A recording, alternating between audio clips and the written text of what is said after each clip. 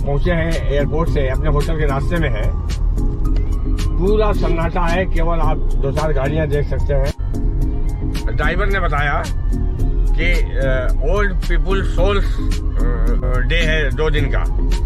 मैं समझा नहीं, फिर ने बताया जैसे अपना पितृपक्ष होता है उसी तरह का कोई चीज है। तो सभी लोग सेमेट्री में गए हुए हैं, सारी दुकानें, सारे गवर्नमेंट ऑफिसेज, सब कुछ बंद है 2 दिन के लिए। और हमारा 2 दिन का ही स्टे है सेबू में।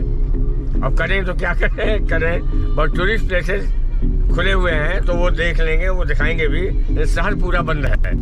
इधर तो थोड़ा बहुत चहल पहल दिख रही है। हो सकता है कैथोलिक लोग न रहते हों इधर।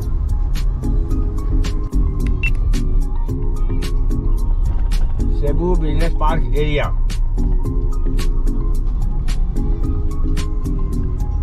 बिल्कुल छोटा बड़ा है, जैसे अपने यहाँ नहीं टेम्पो में ठूस लेते हैं 50 आदमी। ये देखिए पूरा भरा हुआ है एकदम। आखिर हम लोग जो है सेबू सिटी पहुंच गए हैं।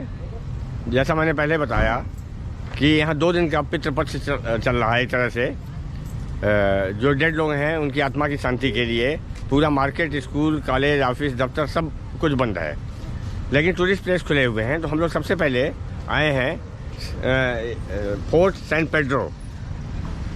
This is Fort San Pedro.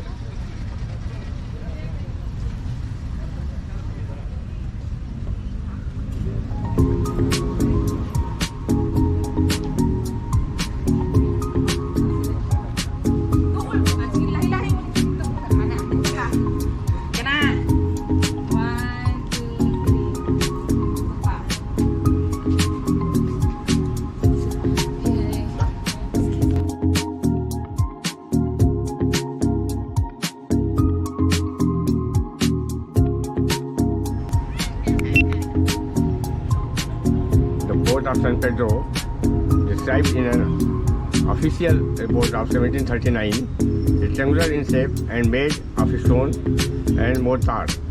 The 3 bastions are La Concepcion, San Ignacio of Loyola and San Miguel Power 1939। Court बंद है, हमारे पास कोई विकल्प नहीं है कि हम बाहर से इसको कवर करें। और इसके बाद देखते हैं बाकी मंदिर वगैरह खुले हैं या नहीं। इस फोर्ट की संरचना 1738 की है और यह देश का सबसे पुराना त्रिकोणीय गढ़ वाला किला है। इसने फिलीपींस में पहली स्पेनिश बस्ती के केंद्र के रूप में कार्य किया। 19वीं सदी के अंत में फिलीपीन क्रांति के दौरान इस पर फिलीपीनी क्रांतिकारियों ने हमला किया और कब्जा कर लिया, जिन्होंने इसे एक गढ़ के रूप में इस्तेमाल किया।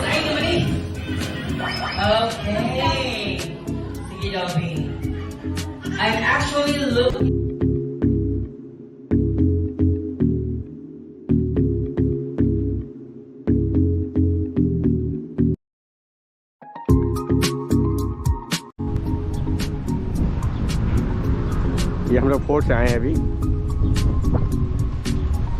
और ये बड़ा रास्ते में, और इसके बाद मैगलेंस क्रॉस जा रहे हैं। बड़ा हिस्टोरिकल इम्पोर्टेंस है उसकी।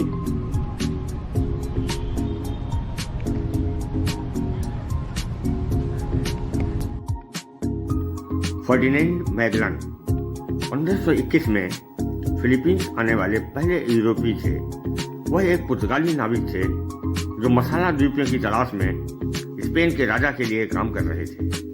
जब वह और उनके दल सेबू द्वीप पर उतरा तो यहाँ के एक स्थानीय प्रमुख राजा हुमाबोन से उनकी मित्रता हो गई।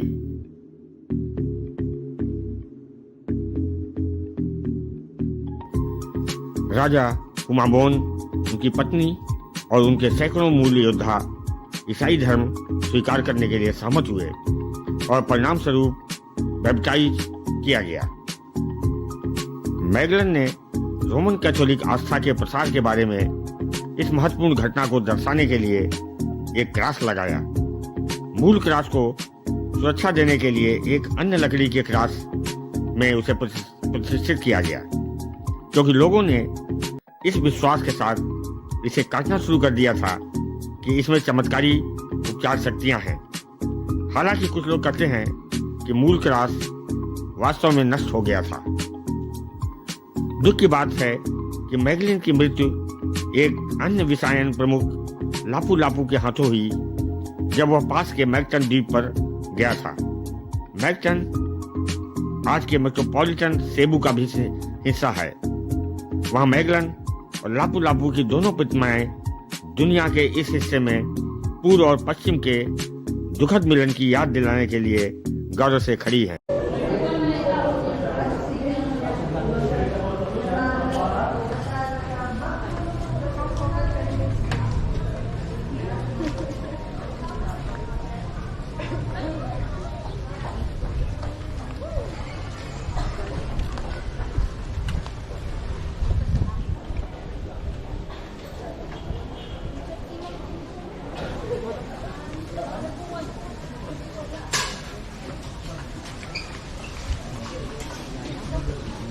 Dila kayo kamaakagi Ayala.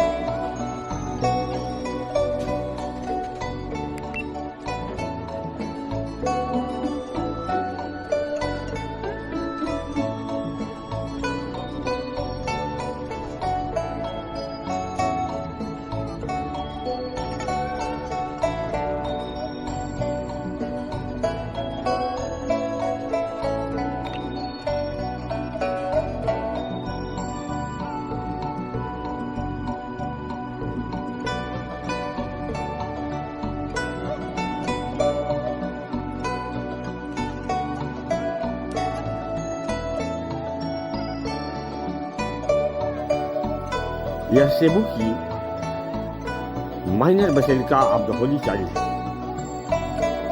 इस बसेलिका की स्थापत्य शैली मुस्लिम, रोमन्स्क्यू और नव क्लासिकवाद का मिश्रण है। चर्च का बाहरी भाग अभी भी मूल पत्थर की बनावट को दर्शाता है। इसकी गुंबदनुमा छत मुस्लिम प्रभाव वाली है। चर्च में एक धनुषाकार मुख्य प्रवेश द्वार और किनारे पर आयताकार कोने हैं। यह फिलीपींस की सबसे पुरानी ईसाई कलाकृति है, जो मूल रूप से मैगलन की ओर से राजा हुमाबोन और उनकी मुख्य पत्नी हारा हुमामे को 1521 में उनके ईसाई बपतिस्मा या बैप्टाइज के कारण एक उपहार था।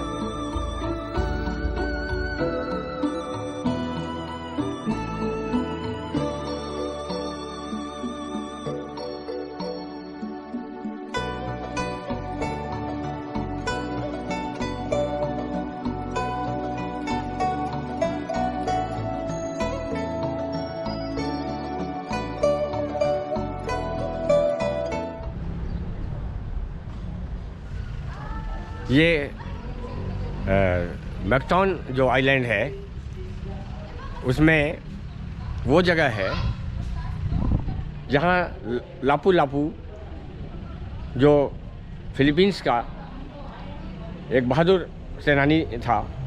उसने 1521 में स्पेनिश लीडर मैगेलन को मार डाला था और ये पहला विद्रोह था फिलिपिनियों की तरफ से स्पेनिश के खिलाफ। तो शहीद उनको याद करने के लिए ये जगह बनाई गई है। ये है 1866 रेनांडो यासाबेल 2। This is the place, Lapu Lapu. वो स्टैचू है लापू लापू की।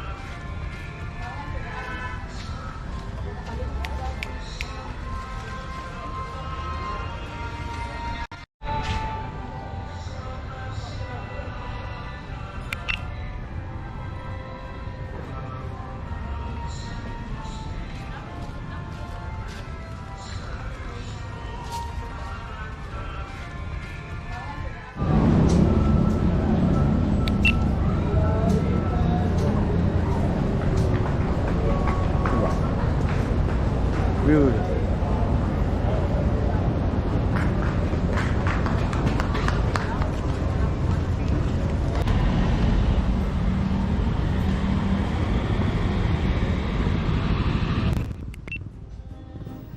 सेबू मेट्रोपॉलिटन कैथेड्रल सेबू में एक केंद्रीय कैथेड्रल है।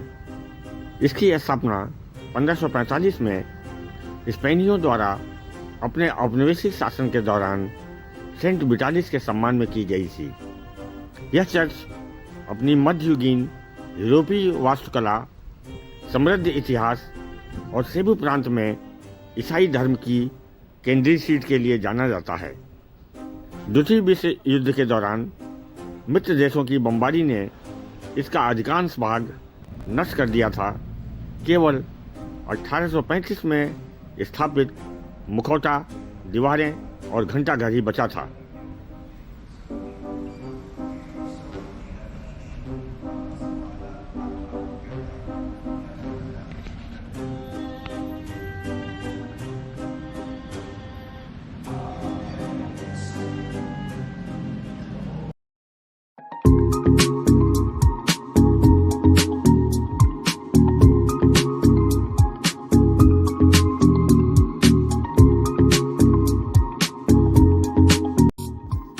दोस्तों, हमारा सेबू का टूर यहीं पर अब समाप्त होता है।